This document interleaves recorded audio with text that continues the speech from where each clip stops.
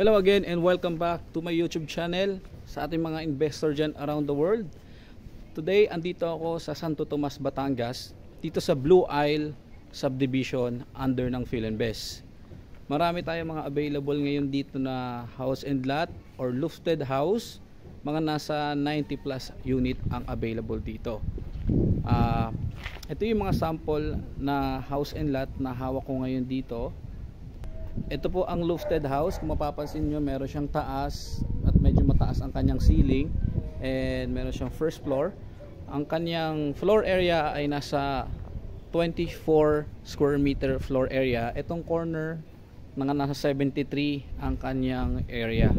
Tapos isa ito sa hawak ko din na house and lot dito sa Blue Isle.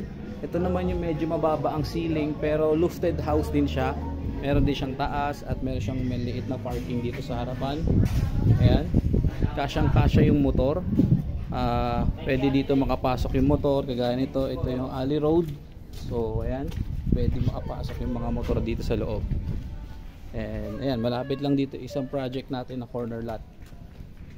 Okay, so dito for cash lang ang house and lot ngayon dito. Nasa 495 ang isang house and lot. By October, I think magkakaroon sila ng promo na pwede nyo na siyang i-finance up to 15 years to pay sa National Home Mortgage. Okay, so ngayon for cash only po tayo dito sa Blue Isle, dito sa Santo Tomas, Batangas.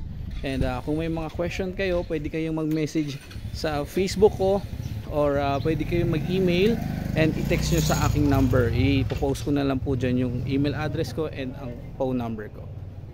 And then ito, kung mapapansin nyo, napakalawak ng kalsada dito. Pwede mag double parking.